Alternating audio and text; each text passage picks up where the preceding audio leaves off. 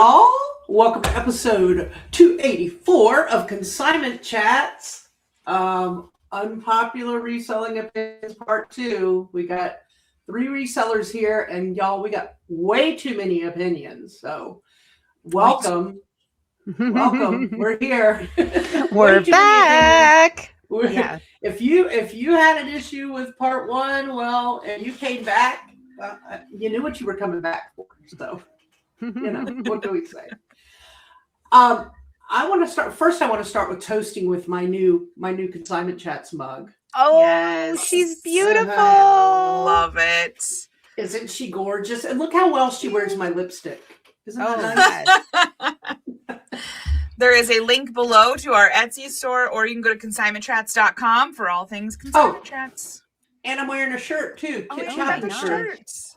Nice. I'm all branded, y'all. I'm all branded for this episode. Popular opinion. Love it. Yeah, this is a popular opinion. Now we're going to talk about the unpopular opinion. So last week we got a lot of feedback, like person-to-person feedback in our Zoom, and let's talk about some of this feedback. What do we feel we need to touch on before we move to the next? Yeah, so I want to go with a discrepancy I noticed when we were done filming. I thought, yeah, but you know what, Kathy Sayings picked it up for us. So I want to talk about that for a second. Hey y'all, welcome to Consignment Chats. This is Molly, and I'll be joined by my co-hosts Libby and Samantha. So in the very beginning of last week's Unpopular Opinion episode, Molly was talking about Depop and her meetup with Johnny and Lizzie Frizzy's Finds, and how Depop recommended not, dumping 7 items in there a day. They said it's better to list 1 a day and have that consistency for the Depop platform. Then we just continued on to say, we don't think it's necessary that you do that. If you're having trouble scheduling, if you have listings, just get them up when you have them. And that was our take on the whole thing. So yeah, let's talk about that little hypocritical thing, which I don't think was hypocritical when we went back and reviewed it. No. But yeah. No, I don't think of that as hypocritical, because when we talk about these things, like as a major reseller, our focus isn't really on Depop. Sorry, Depop, but it's not. Our focus is really on what's best for eBay and Poshmark and some of the bigger ones where you get more sales. So I think that's the first thing to point out. These are recommendations. Every platform is going to recommend you list every day. But do we all find that even when you don't, you still get sales, right? Like things still happen because you're doing other things. Yeah. I don't know. I like Libby. Yeah, just because that's what they recommend. And you know what? Like nobody's making a living on Depop right now, right? If you're investing all that time and energy trying to get 1 a day on Depop and follow exactly what they say, it might be a little bit of wasted energy when you're trying to be consistent like that. My take. I only listed like 3 days in the last 10 days because summer Samantha, long weekends. It's currently Monday morning as we record this. I have 36 items on my list to ship when we're done here. So yeah, my sales haven't slowed down. I still listed 100 and something items. I just did it. I dumped them. But I also don't list on Depop. So right. Well, and I told y'all from the get-go, and you've heard this many times, Depop's not my jam. Again, sorry, Depop. It was fun meeting the Depop rep at the Frizzy's Finds event. She's super sweet. I think it's a good platform for many, but it's like Libby said, it's not paying the bills. I don't think you should run a business model solely on Depop, because that's not what maybe one day, but right now I don't think that's where it's at, because she specifically said too, don't price your eBay and Etsy pricing on Depop, right? So, I know I can make more money by doing what I need to do with Etsy and eBay than I will on Depop. Depop's just there because Nick insisted, and it's easy and I don't have to deal with it really. But, I think to me, the biggest point in what we were saying in all of this and what we say with all the advice we give out is we meet with people and coach people all the time, and we meet people at meetups and places where they talk to us about things, and we see people struggling and stressing and beating themselves up over not getting enough lists done or enough drafts drafted. And that's where we want to get the point across is we have very successful businesses without drafting. None of us draft. None of us fret about drafting. None of us fret if we miss a day or two listing. We still run successful businesses. So that's, I think, my biggest point for me is I see people focused on maybe the wrong parts of the business where there are so many other things that you can do that would build your business better. Yeah, when you have a process like that and you're spending like an inordinate amount of time managing that process, whether, it's drafting or banking, and you're, struggling to make that work and fit your business, that can be an issue. For sure. Yeah. There are times where I have in anticipation, like, oh, I'm going to be gone for X amount of days. I will list extra, make sure that I can list extra to help make up for those days I'm gone. But I still just dump those items before I leave. I'm not worried about them being scheduled or drafted or the math behind it all. I'm just listing extra because I know I'm going to be gone extra. Mm-hmm. Yeah, keeping it simple. So I have an interesting situation here that's really going to test the bounds of this, like dumping things in eBay. So my VA, my son, is only available now to post, cross-post, put everything on eBay, on Poshmark and Etsy on the weekend. So will be literally, I will have everything in Shopify on my website, for 5 days. Like, so he'll be doing like 100 plus items every weekend, and they'll be being dumped into those stores in like mass quantity, and nothing will be listed during the week, like on eBay and Etsy. So I'm curious to see. I'm not panicking. I'm not like, oh my gosh, like this isn't consistent. I'm more interested to see how this works, if it affects sales at all. I'm going to let it ride like it is. My VA does it very similarly. She has a full-time job, and there are some weeks where she's able to put like 10 items. She'll sprinkle in 10 items a night or here and there. But for the most part, and she is a day ahead of us. But for the most part, she's just listing stuff on our weekends because her Monday, she has time on Monday, and her Monday is our Sunday. And so she's like a Friday, Saturday, Sunday lister. And I'm up 40% year over year. So it's going fine. It's going fine. Yeah. I hope I have the same results. It's been about 2 weeks now. They've been the best weeks thus far, but we'll see. Yeah. I'm going to ride it out. I'm going to keep you guys posted if it really affects things, and see if I have to make any changes. But right now I'm going to let it ride, see what happens. Yeah. Since we're talking about listing, one thing I thought about this week that I don't think we touched on, and maybe we did, and it's just my menopausal Hashimoto's old lady brain. But did we talk about the whole delist relist thing? Because that's another not thing. Really talk about that. That's a big one. Another thing that people fret over, the whole delist relist, and I'm not sure how. Here's why I'm curious. I'm contemplating starting to put that into my weekly plan for some of the older items. I know there are people who remove their items or put them on deep sale after 3 months. I understand that there are people that do that because you only have so much space to store your items. So that makes sense. You got to get it out because you can't bring more in. You don't have room. For me, well, there's a debate. Space is not a problem right now. That's debatable if you came in my house, but I don't worry about the space. So I list it and forget it. I don't think about it again. We run our normal sales that Libby schedules out that happen all the time, and I don't ever touch them again. But I'm wondering if those old ones, should I start touching them? Delist them, change the title, better picture. So what's going on over there? You got all kinds of noises. A lot of notifications happening. My phone's telling me to drink water. I haven't even filled a water cup today. I don't know. There's like all kinds of scritching and scratching and beeping and buzzing going on over there. I'm like, what? My computer apparently is not on Do Not Disturb like it should be. And it was like, a year ago today, you were camping. 2 years ago today, you were camping. 3 years ago today. Okay. Anyway, so I want to talk about it. Go ahead. So Nifty automatically does a delist relist for eBay and Poshmark. And I have that set up along with all my other automated offers and all that stuff. And so I like that. It can revise the price. Like when you relist, you can relist it at 10% less or whatever. I don't do any of that. I just keep everything the same. I don't touch any of it as far as title, photo. It just happens in the background. I don't know if it makes a difference, but again, I'm up 40%. So like something's working. I think the big push right now is Poshmark is sending everybody notifications and emails saying your stuff is not getting seen by people. It's over 60 days old. First of all, those Poshmark lists are wrong. Like it's my whole closet, and it's stuff that I listed yesterday, never listed before, brand new items, and it's like really?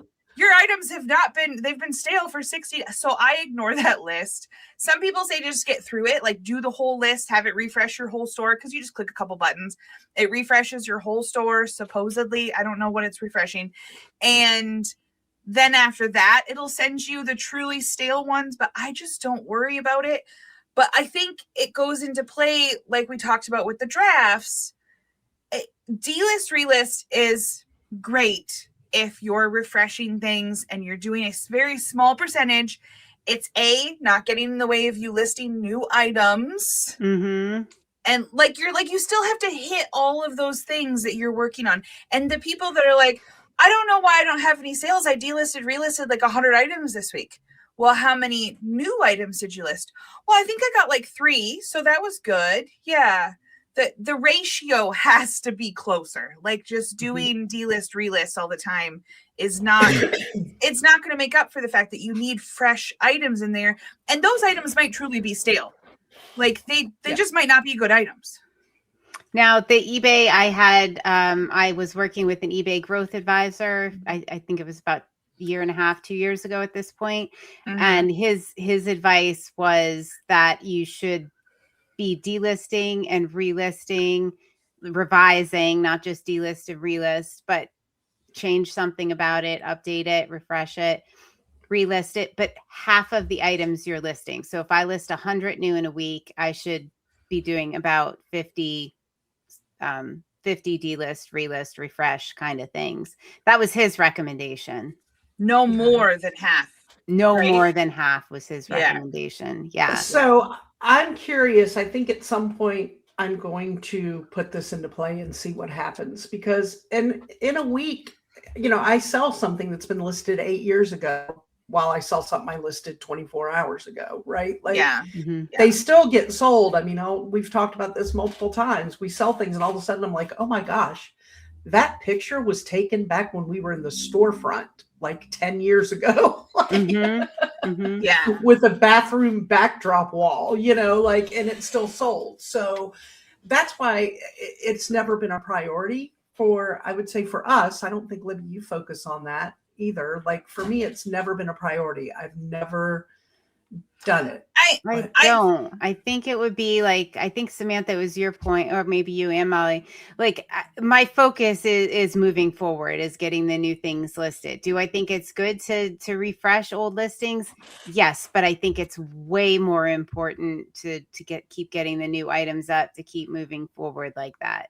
So if I don't, and I haven't had the time to delist and relist, I put all my efforts into the new items. But do I think it's good to find the time to do that if it's not interfering with moving forward? Yeah, I think it would be really beneficial. I also am thinking, as you're saying this, maybe it's beneficial for newer businesses too, who don't have thousands and thousands of items in their storefront, right?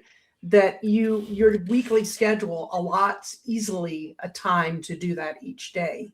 Like, I think what I'm saying is, and somebody who doesn't have a money mountain range. Right now, I have such a enormous money mountain range that for me to take time touching the old stuff I've already done the work on doesn't make sense until my money mountain range is live and listed.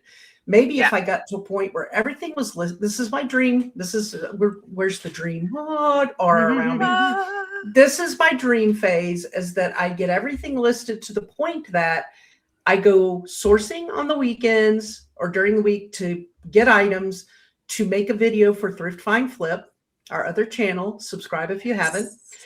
And then it's listed that week before I go out again. If I could get into that kind of setup, then it would make sense for me to schedule in touching some of the really old items, because I don't have mountains of inventory in my home that have yet to be listed. So that's kind of what I'm thinking, but part of me still wants to just give it a try. But I now that we're talking, I need to hold off. I have a new series I've started on our Thrift Find Flip channel. Y'all, the new video will be coming out whenever Samantha puts it live, where I am challenging myself once a week, except when I'm on vacation, that Nick gets to go pick a bucket or tub or crate or whatever you call it. A tote. It's a tote. I mean, she mentioned everything but tote. Everything. It's a freaking tote. He gets to go pick it out. I don't have any say, and he brings it to me. And whatever he brings that day, I have to list it before the end of the day.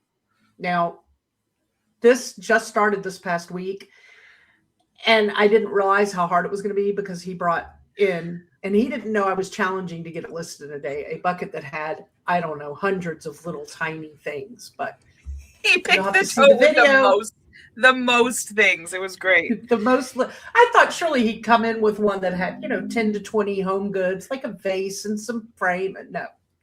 Anyway, you'll have to watch the episode to see what he brought, and did I get it done? I don't know. But I think I'm going to continue focusing on that. So that's one of my challenges. Yeah. And my second challenge that I challenge myself weekly is to get whatever I pick up that week listed while I'm working on this. So I have these two different challenges that my hopes are get me to a good endpoint. So yeah, I love it. Anyway, but I think I'm going to hold off on the delist relist and it's right now. It's so hard to tell. So I had this carry-on bag. It was a Samantha Brown alligator, crocodile, whatever. And I have had it for years. It's something that I purchased at a thrift store, and they comp well, but it's sat for years. I gave it a true delist relist like a couple months ago. Like, I revamped the title, the description. I think I even took extra pictures. Gave it the true justice.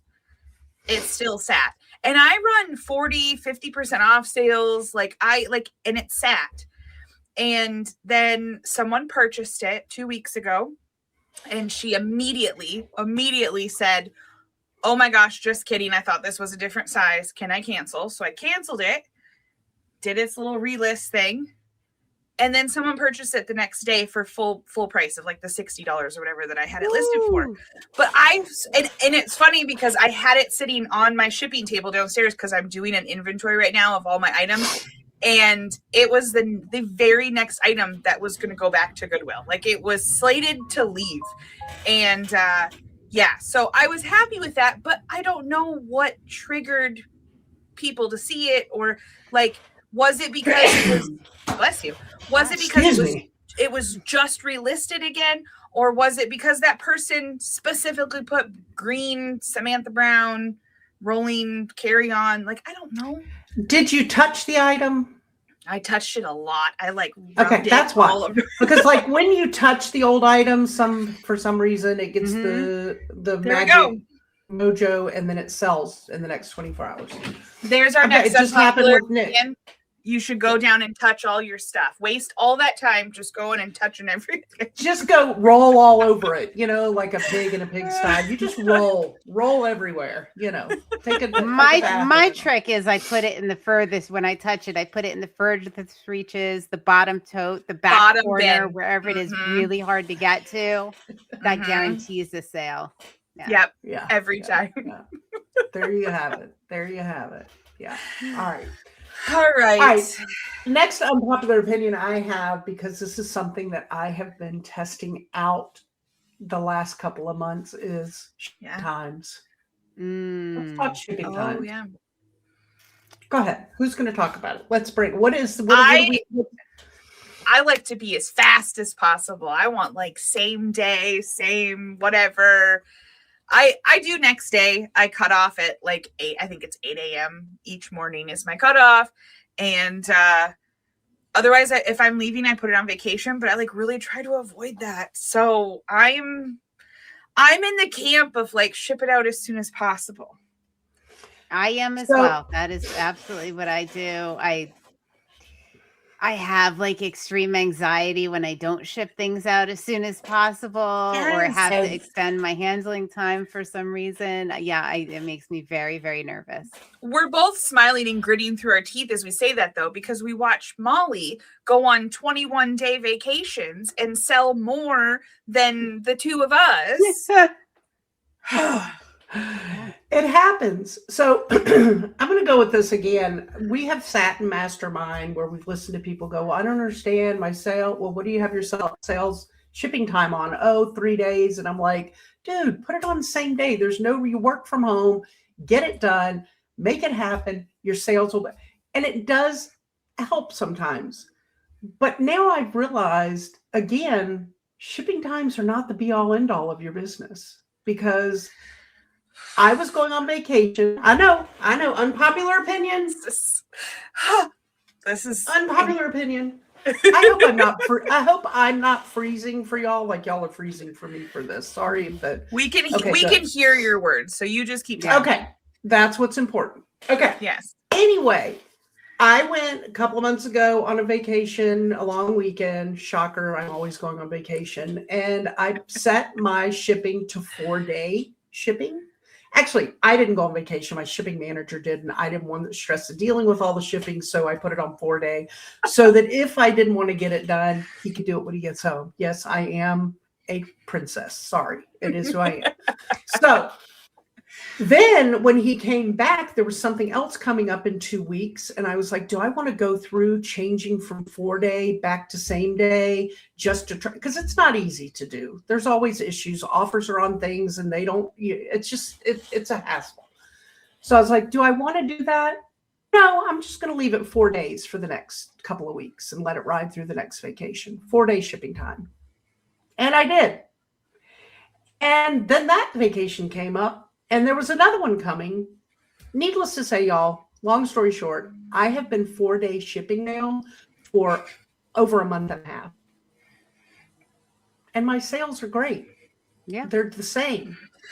So I think I know. So this goes back into the do what works for your business and your lifestyle. So like my mom has 3-day shipping because she only goes to town every couple days and we have limited post offices and it's a whole thing. But like she has fret about that before, probably because we talk about same day, next day, like get it out. Yeah. And I reiterate to her all the time, just do what works for you. If 3 to 5 is what gets things out on time, then that's fine. That's what works for you.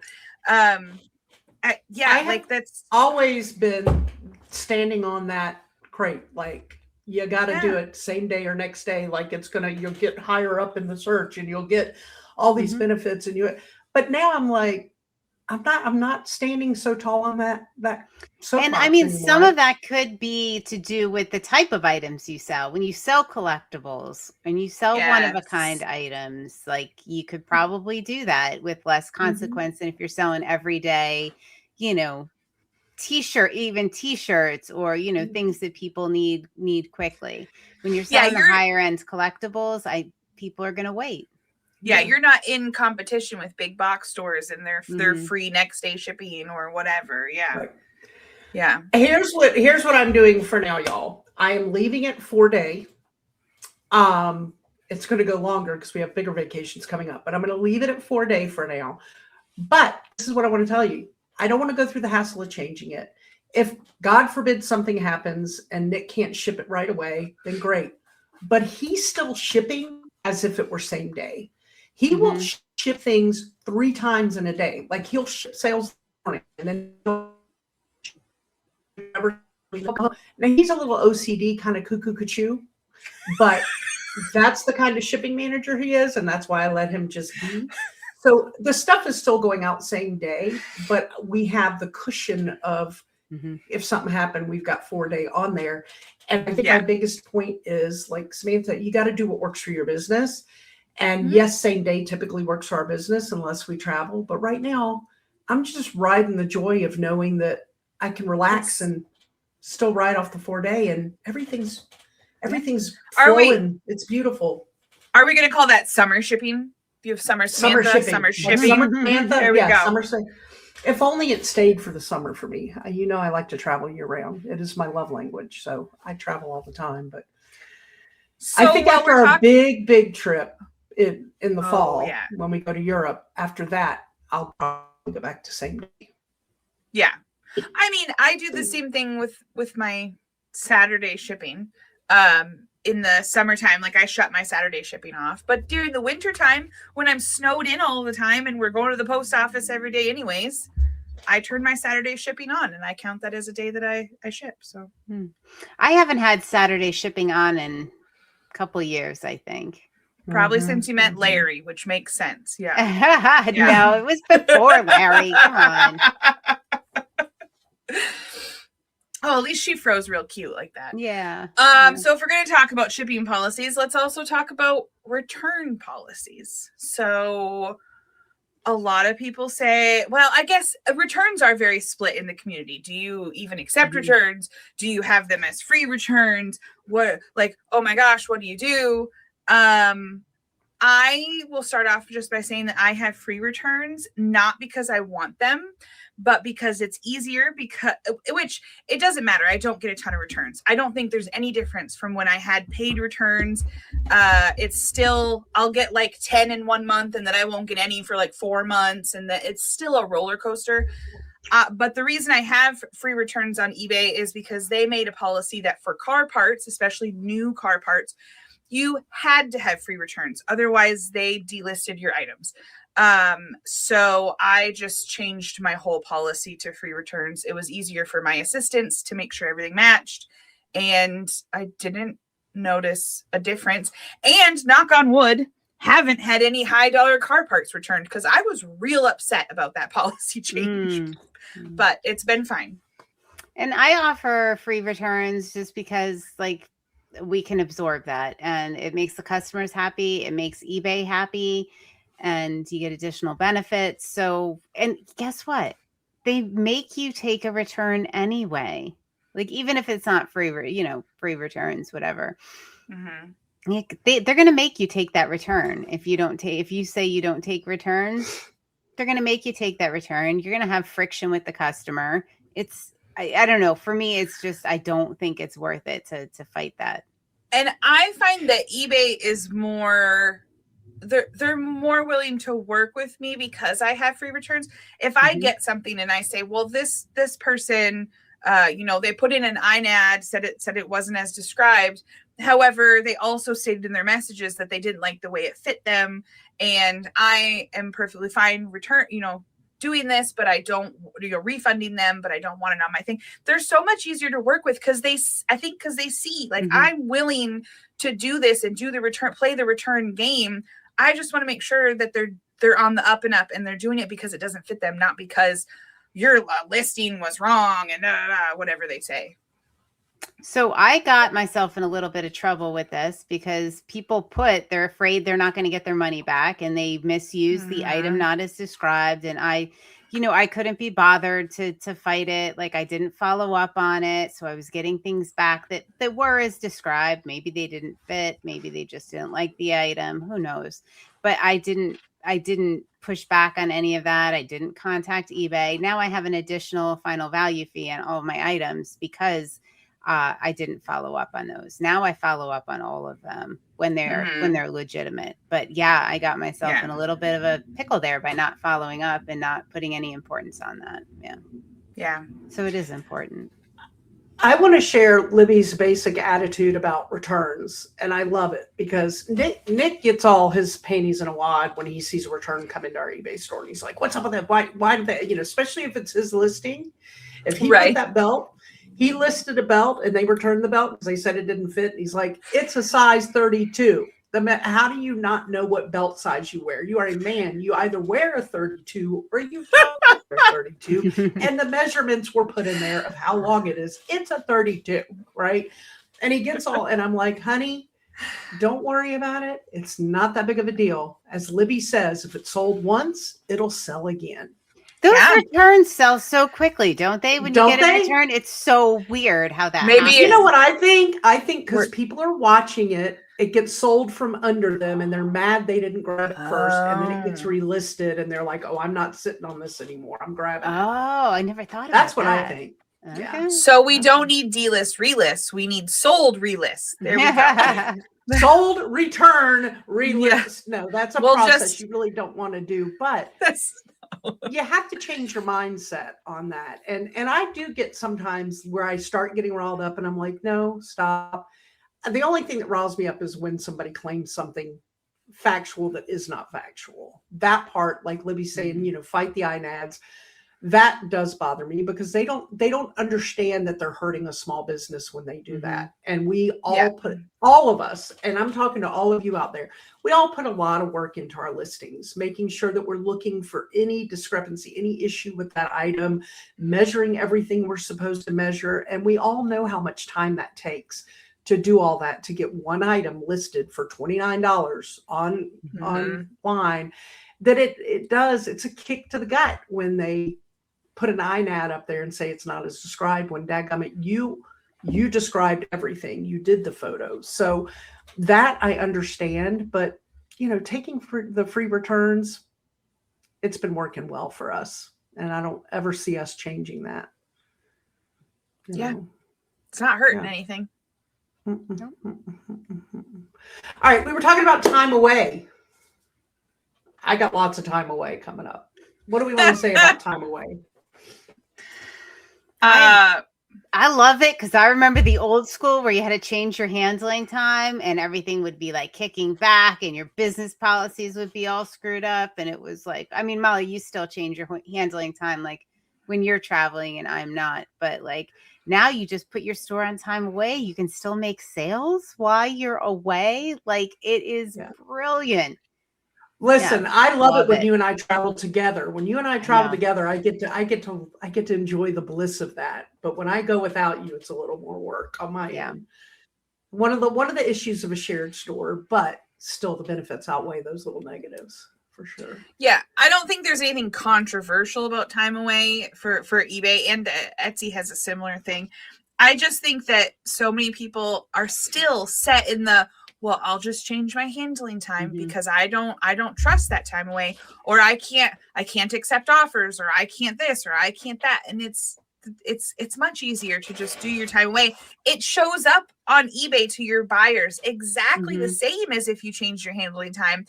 But like Libby said, it's a lot less work behind the scenes when you come back and to make sure everything's matching again. Like they take all the work out of it. It works great. I love time away so much. So what I actually do, here's the real reseller tip. I take vacations with my friends and my husband stays home and does my shipping, and it works out beautifully. Isn't it wonderful? I mean, I have a strong marriage. I have a strong shipping time. It works out great. Right. I do love that. Yes, my next trip is my sister-in-law and I going on a cruise in a week, and Nick's staying home and he'll be doing all the shipping while Tamara and I are cruising about. So, yep. I'll be gone this week and my store will be on time away. And guess what? I'll have a whole mess of a queue to ship when I get back. Absolutely. I know. And poor Nick, this is what Nick spends his time worrying about you when your shipping builds up. He's like, well, how's Libby going to get through this? I'm like, if it bothers you that much, honey, just go drive up there and help her. He's like, I think I should go for a weekend and teach Larry how to be a shipping manager. Like maybe you and Bill should do that. Or maybe Larry really wants nothing to do with that. I would say that. Yeah. Bill has said that. I'm like, honey, we got to hurry up. Libby has a lot of things to ship. And he's like, I don't know why she hasn't taught him to do that yet. I don't.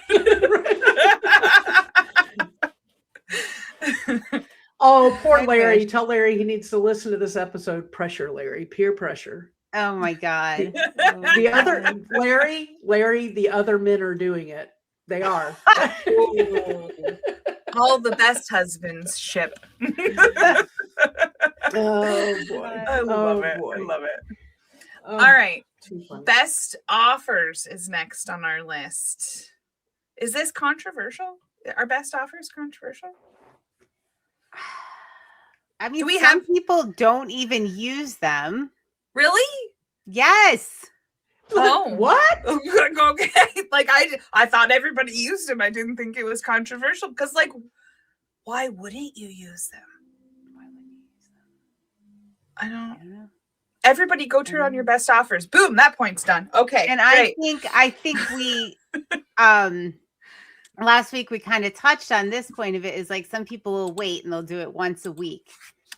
But you either want the automated best offers turned on, I believe, or to do it frequently, like twice a day, because you want to hit those buyers. Like, I still hear people, and I've still heard this on podcasts, like, oh yeah, I do that like once a week. I'll send out best. Well, you just missed like hundreds of buyers because they fall off the radar. Like, you have to touch that or turn on the automated best offers. Yeah. I even, like, as a shopper, I shop knowing that if I heart something on, because I shop mainly eBay and Poshmark for everything in my life. Like, I don't use Amazon. We can't get it here. I will use Walmart if I have to, but like eBay and Poshmark are my go-tos. And I will go through and watch list and heart a bunch of stuff. And then I will wait, usually about 12 to 24 hours. And then I will make my decision on what the best deal is and do that. Or I'll make offers to people. But plus, you're making that algorithm happy when you're touching your eBay store and sending out those offers frequently. Yeah. Which then takes away worrying about all the banking of drafts and scheduling them out to list, because you're getting that algorithm moving in other ways. So less stress.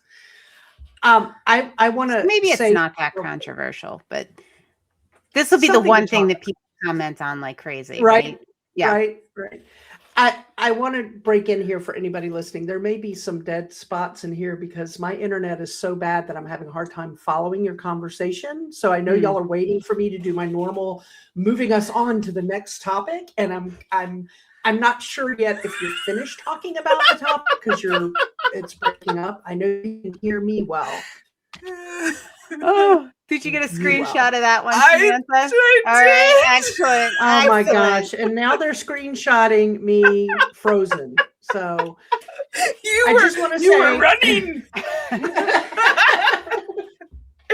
to a yard sale. I'm sure it had to be a church rummage show. She's like, I should have went to a sale today. I know. Why did I even try to record? Clearly the gods are telling me I should be elsewhere. But I just want to put that out there. If you're hearing that, I apologize. They're not used to me not jumping in and moving on to things. So onto the offers thing. I'm gonna take over here. Like, the next thing is lowball offers. We have all manner of opinions on this. Some of them popular, some of them unpopular.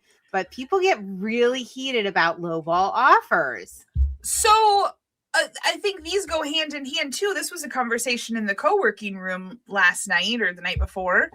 Counter offering the lowball offers. I didn't know that was controversial, but and maybe it only is with the Donovan collection. I don't know, but I am not offended by lowball. I will laugh at them and I'll be like, oh my God, can you imagine? But I will also counter them.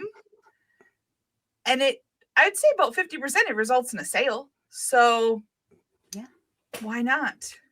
Why not? I mean, sometimes I feel like people are just testing the waters when they do that. Are you there? Like, are you going to respond? Yeah. Depending on my mood and the age of that item, they also might be like real surprised when I accept that lowball offer. If I'm like, yes, get that Samantha Brown luggage carry-on thing out of that tote. I think the other thing is people are scared of and I'm speaking because I was scared of the automated offers, especially on eBay. A lot of people use them on Poshmark and they have a whole strategy figured out and all the software does it. Well, Nifty will also manage the automated ones on eBay. And I was worried about this for a long time because, well, I want to send out offers based on how old the item is, how much I paid for it, is it consignment, like all that. And then I realized that I needed to just save time because I was one of those compulsive people that, like, anytime I was on my phone, I would check eBay for offers, like probably once an hour. I was like, Mhm. eBay offer. Like I took it to a little bit of the extreme. But I automated it, which you can do through eBay. You don't have to have Nifty, although if you want to use code chats and get Nifty, it works out great. I just set them all to 10%. And then I don't have to worry about what's on sale, what's new, what's old, what's whatever. It's just 10%. I used to do 20% and do more of a strategy.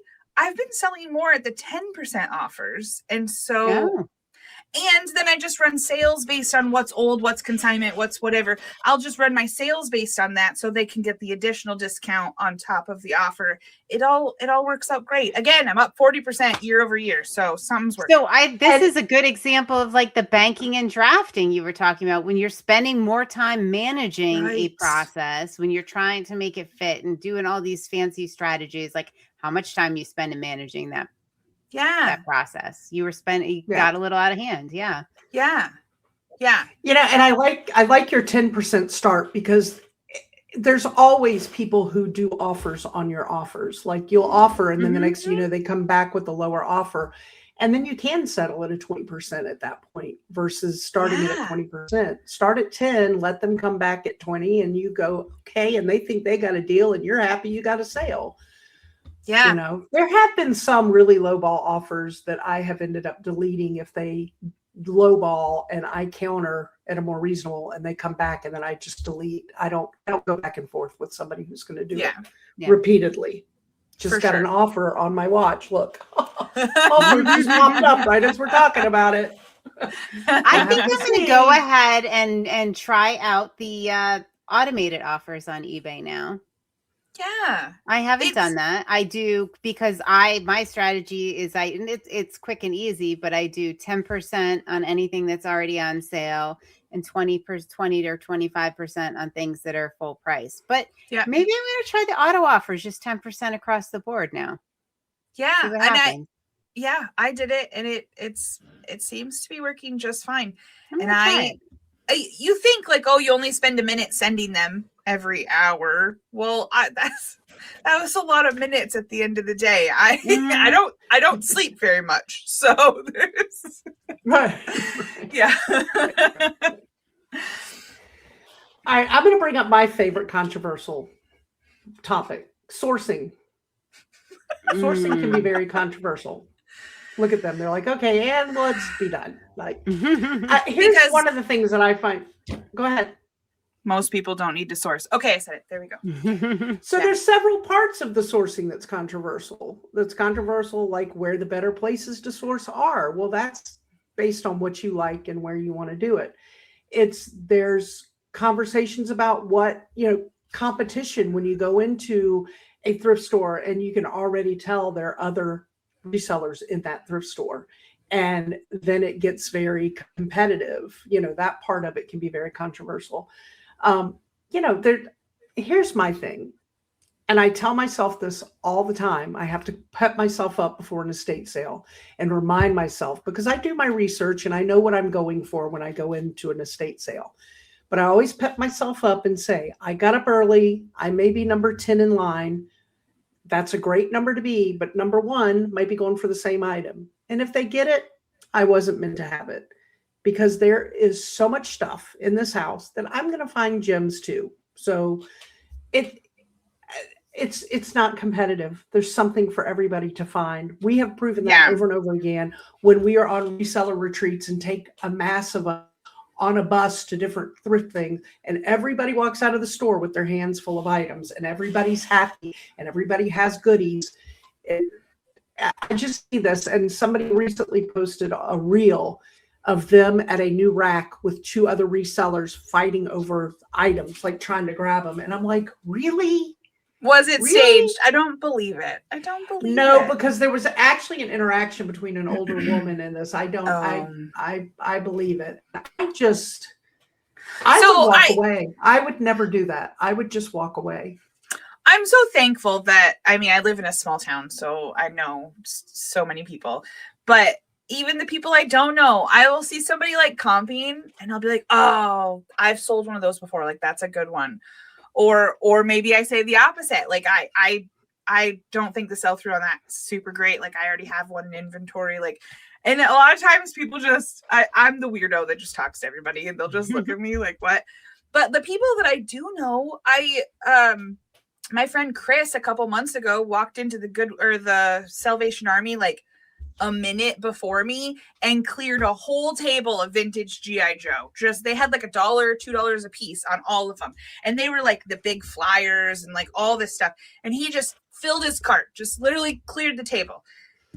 And so we sat in the back and talked about it for 10 minutes. I wasn't like, oh my God, I can't believe you got here before me. You should have shared with people. This is ridiculous. It was like, cool, dude. I hope you have a great Whatnot show tomorrow. Like, that's awesome. Like, right. Yeah. So I think the other thing from that, because we know y'all, that again depends on who you are and how what your mindset is going into sourcing items to sell. Maybe you're just a born competitor and that's who you always have been and that's who you always will be, and you're going to go hard and live on that mountain. And if that's you, you do you, boo. But at my age and stage of life, I am just as thrilled for the guy next to me to find what he's been looking for all his life to sell, and me to find a couple of bread and butter items. Like I am okay with that. It's great, you know?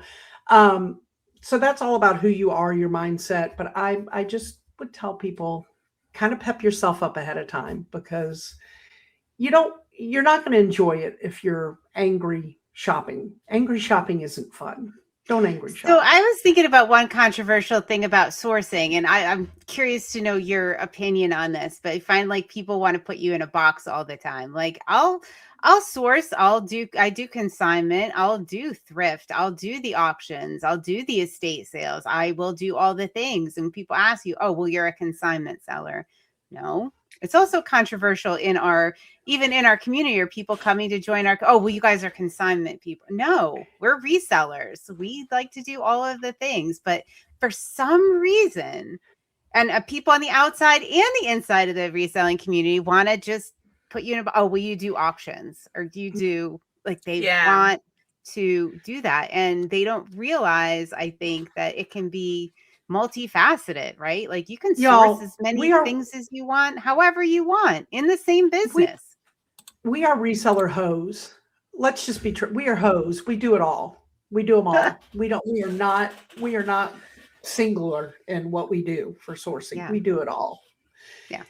We all have our favorites. Everybody has their favorites. And I do want to throw out there too, income can be a part of that. How much money you have to spend on getting items, which is where we always tell people consignment is where you want to be, because you don't have to put money out for that. But, there's all these things are important, and we can do it all. We don't put us in a box, I guess is what I'm saying. It'd have to be like a really big box if they did, like giant. Yeah. Yes, right. And we've talked about before, the money part of it, the sourcing and how to do but we actually have in our Etsy store a sourcing digital download that will help you with that. It's our reseller sourcing starter pack. So if you want that, it is a one-time download and it's yours forever, and it will help you look at your numbers each week. You can fill it in, figure out where you're at, and actually start saving and knowing each week how much money you can actually afford to go source with. And then we don't have to talk about you as a controversial issue that you're spending more money than you have to spend, because nobody wants you to do that. That's controversial. We don't like it. Yeah, this reseller sourcing pack is amazing. Amazing. We don't like it. Yeah. All right, last thing. Does more inventory mean more sales? So this is something I've been listening to a more reseller podcast lately, and I see a shift finally of instead of I have 10,000 items in my store, I have 12,000 items in my store. It's more about I have this amount of money and quality in my store, rather than just it doesn't have to be that numbers game. I've been trying to hit 4,000 in my store for the last 3 months. I list hundreds of items a week. But apparently I'm listing quality items because my sell-through rate is real strong right now. So. That's a good thing because, that's a good thing. All those little items that I listed with my challenge last week that you'll see when you go over and watch the video on Thrift Find Flip, a lot of those are not bringing in the dough, but sometimes you grab things at a yard sale because it was a large lot of items that I paid $20 for, and I listed a ton and stand to make hundreds off of all those little items. So do I do that all the time? No, but I like to do it every now and then because it breaks it up. But I usually like to focus on the higher end return, but yeah. Yeah. I mean, focusing on the number of items is it's not great. And I mean, I've done it. We were just talking about it this morning. Like why, like the little dollar value items are fun to list. They're easy to list. You can get through them. Higher dollar value items are, sometimes we're tempted to just put them off to the side when we're focusing on the number of items in our store as opposed to the dollar value and the quality. Yeah. Yeah.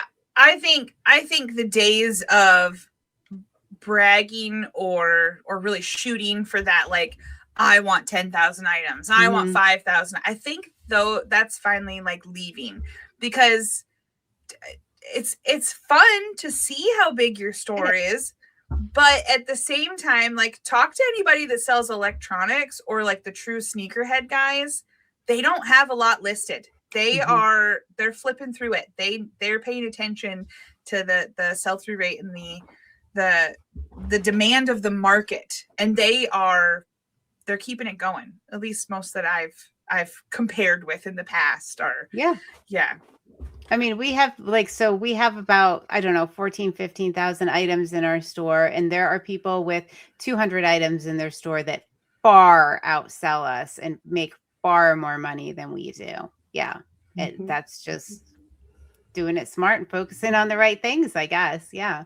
That's why I rarely mention how many items we have in our store. It's embarrassing. No, it's just not everybody's business is different, and it's not a proper gauge of how successful you are. Just because someone has 10,000 items doesn't mean that they're even selling one a day. That doesn't.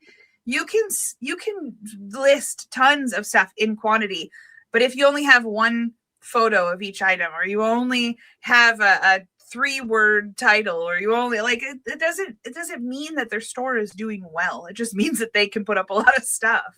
Yeah. Right. Agreed. That's what we say. Always look into who it is you're taking advice from. Y'all vet them. Go deep in that. All right. I'm going to say that's all we've got before somebody unsubscribes out of spite. Who knows who we offended today? I don't know, but it is what it is. We maybe, I don't know, were we messier this time or last time? I don't know, but don't unsubscribe. But if you are listening and you have yet to subscribe, please do it. Subscribe. Let us know in the comments your unpopular opinion. Did we miss something that you would prefer we talked about? Because you never know, we could come up with an episode 3. If you have an opinion about any of this and you want to tell us, don't message us. Don't do it. Put it in the comments. Come on, say it right here for everybody, and then we'll respond to you. It'll be great. Do it. Yeah, we'll respond to you. We love to respond. All right, ladies, I'm going to highlight my. Until next time. Cheers. Thanks for being here with us on Consignment Chat. Find everything we do at consignmentchats.com and stay connected with us by subscribing wherever you listen or watch. We'll see you next time.